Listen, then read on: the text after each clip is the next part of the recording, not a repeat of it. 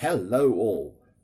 I love to use these bags. If I carry my water in these, once the water's being emptied out, for example, I water a grave, then I can just squash them up and put them in my bag, because then I'd go and do shopping afterwards. So you saw how hard it is to pour water into this tiny little hole where you've got the tap.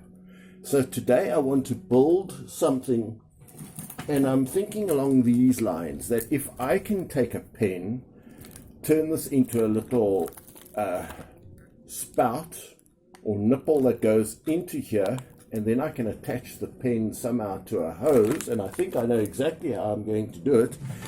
So far I've got a pen that fits nicely into the bag, into the nozzle and opening of this bag.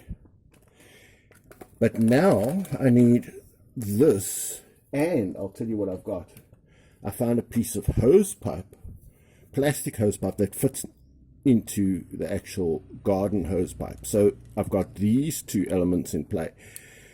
This is too loose, but I found a pen, and it doesn't work anymore. I found it in my bucket of pens, so I'm going to see if I can unscrew this. See, the pen is empty, and that seems to just fit in there. So let's cut.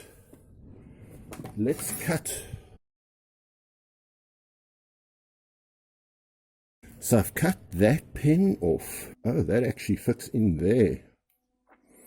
Like that. Then this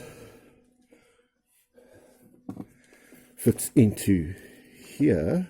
That's going to fit into there.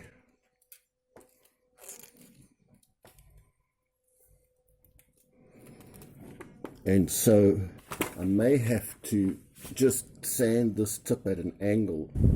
So then in conclusion, what do we have? We have an angled piece of pen stuck into another pen, stuck into a piece of clear plastic, stuck into the hose.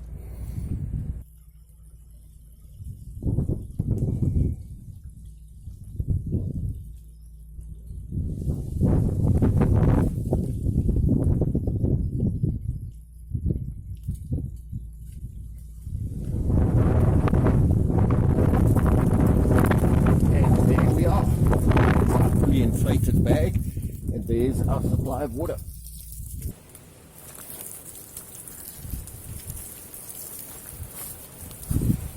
Well, in these times of drought, sometimes a little bit of water is all that's standing between the plants and death. So it's so great to be able to transport water to distant places.